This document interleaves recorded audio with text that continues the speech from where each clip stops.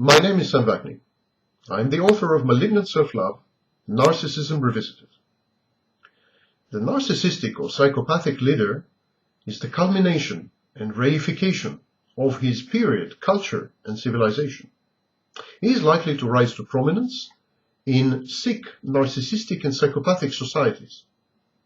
The leader's mental health pathologies resonate with the anomalies of his society and culture.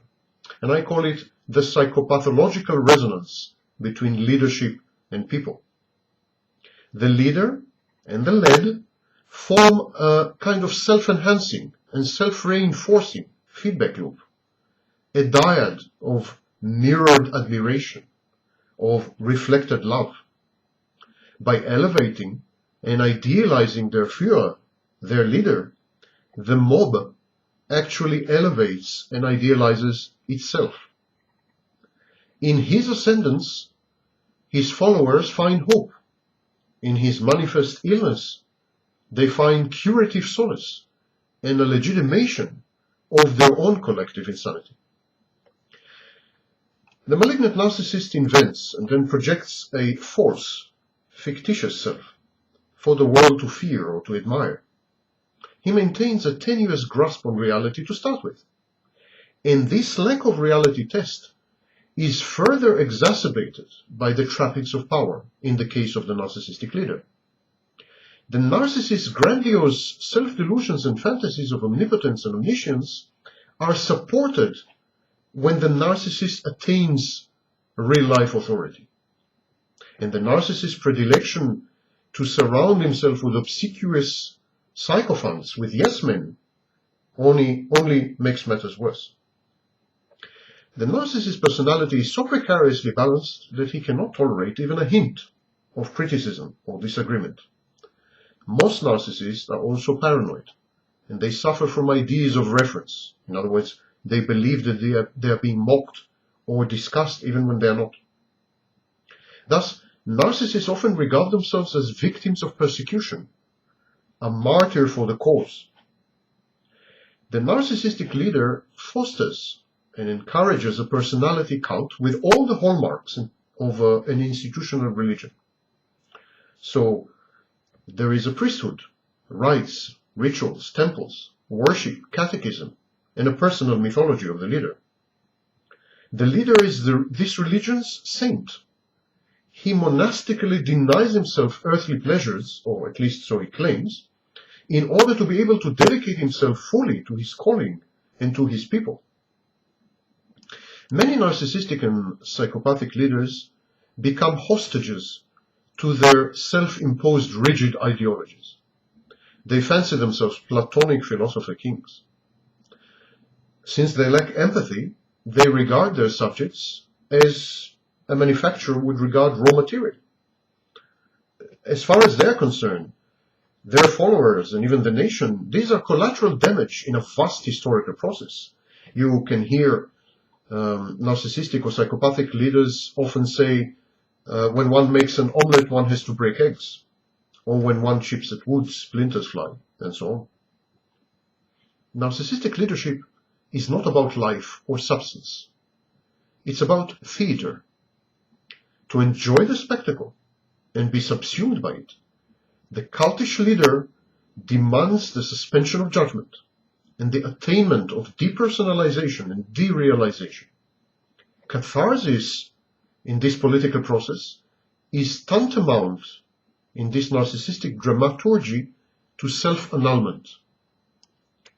Narcissistic leadership often poses as a rebellion against something, against the old ways, against the hegemonic culture, against the upper classes, against the established religions, against the superpowers, against the corrupt order. It always defines himself by opposition. Narcissistic movements are puerile, adolescent. They are a reaction to narcissistic injuries if inflicted upon a narcissistic group or collective. In this vortex of hatred and exclusion, minorities or others, often arbitrarily selected, constitute a perfect, easily identifiable embodiment of all that is wrong and evil. They're kind of a foil. They are the perfect hate figure.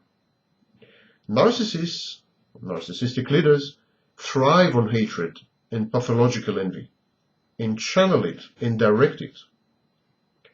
The narcissistic leader prefers the sparkle and glamour of well-orchestrated illusions to the tedium and method of real accomplishments.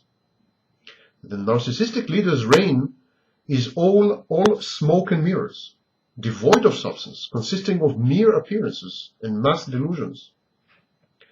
And in the aftermath of his regime, the narcissistic leader having died or been deposed or voted out of office, which is rare, it all unravels.